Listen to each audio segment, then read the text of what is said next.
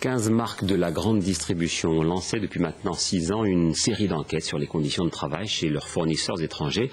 Un exemple avec une entreprise qui commercialise des produits provenant de la forêt amazonienne. C'est un reportage de Mathieu Benoît et Jean-Étienne Mac. Une écorce sculptée, striée sur toute la circonférence du tronc. Et des gestes qui se transmettent de génération en génération.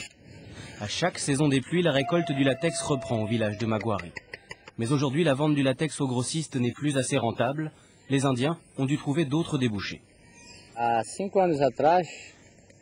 y a encore 5 ans, la communauté produisait 5 tonnes de latex par an. Aujourd'hui, on produit beaucoup moins, mais nous avons développé d'autres activités beaucoup plus rentables pour nous. Il y a 3 ans, Arima décide de se lancer dans l'artisanat du latex.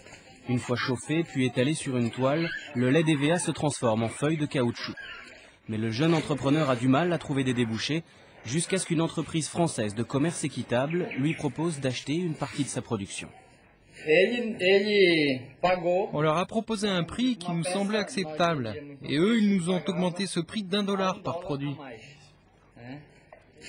Payer un prix juste qui assure un niveau de vie décent aux producteurs et lui permette de subvenir aux besoins fondamentaux, santé, éducation et logement, c'est le principe du commerce équitable. En quelques mois, toute l'activité du village s'est réorientée vers la fabrication des sacs en latex. Au départ, quand on les a rencontrés, les 12 familles de ce village de Maguari continuaient à aller couper la forêt dans des concessions forestières. Quand on est revenu un an après, et après 2 grosses commandes, les 12 familles se consacraient à cet artisanat et ils avaient vraiment développé leur marché local. Quelques dizaines d'euros, c'est le prix équitable de ces sacs vendus sur le marché français. Un marché où ce type de commerce reste encore très peu développé.